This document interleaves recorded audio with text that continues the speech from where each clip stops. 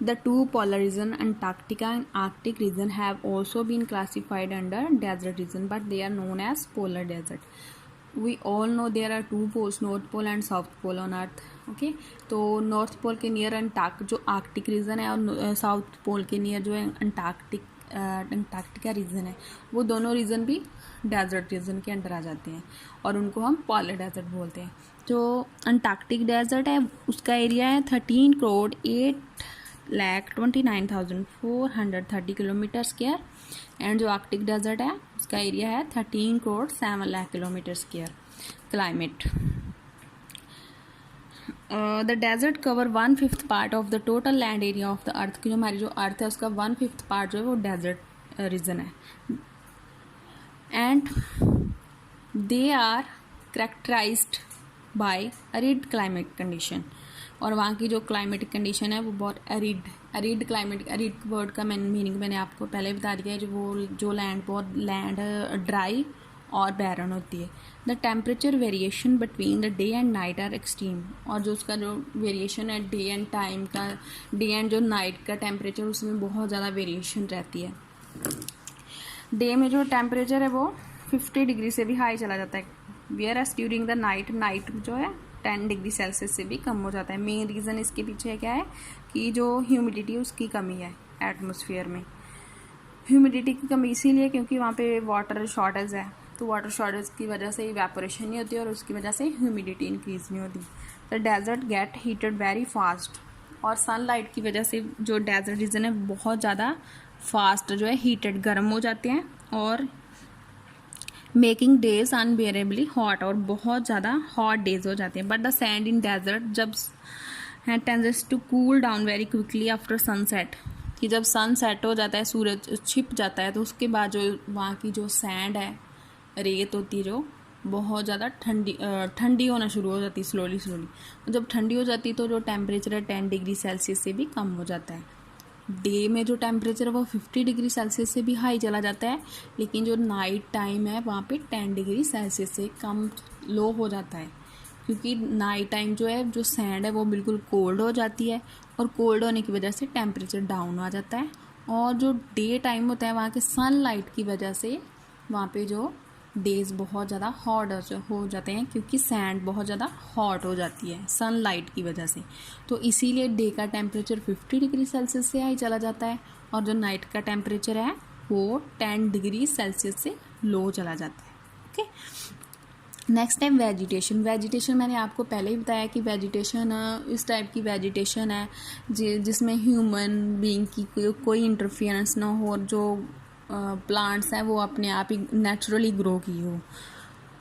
The desert present great challenge for any form of life to survive.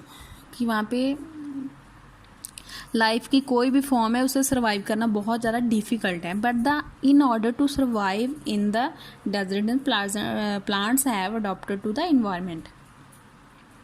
कि वहाँ के जो प्लांट्स हैं उन्होंने अपने आप को अडॉप्ट कर लिया है, किसकी, जो डेजर्ट के क्लाइमेट कंडीशन के अकॉर्डिंग अपने आप को.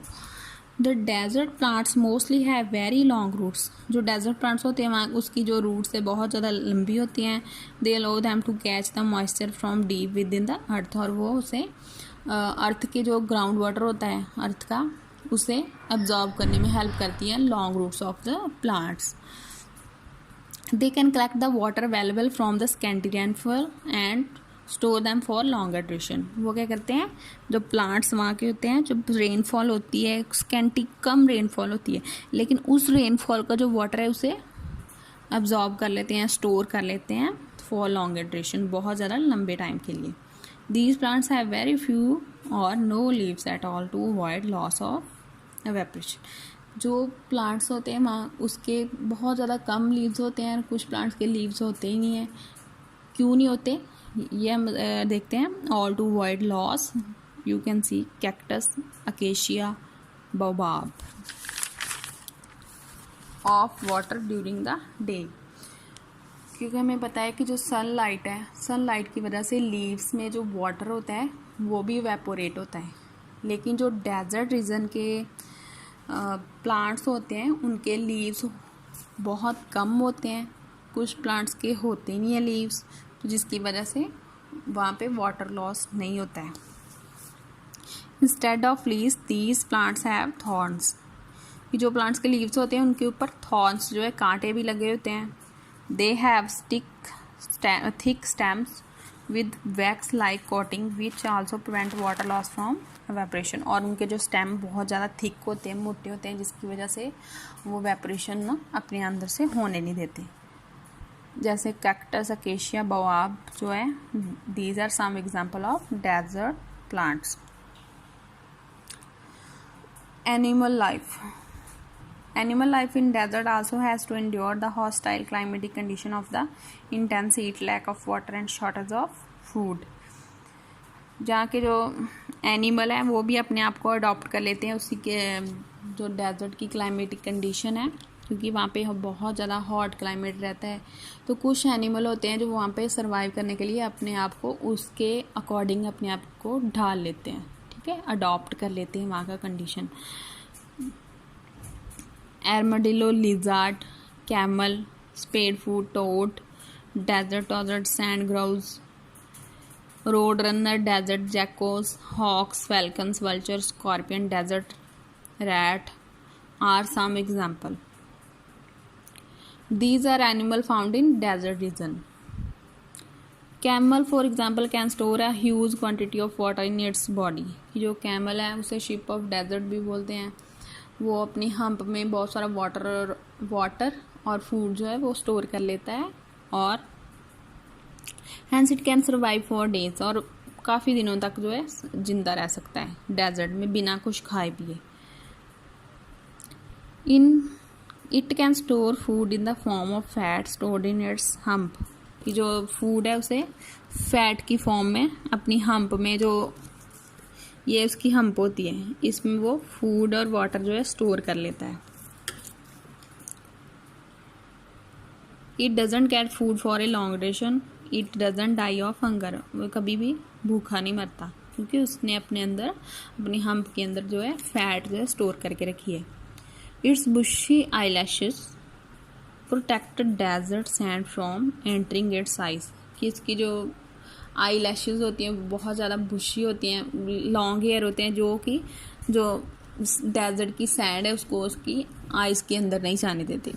एंड प्रोटेक्टेड फ्रॉम सनलाइट, और उसे सनलाइट से भी बचा के रखते हैं।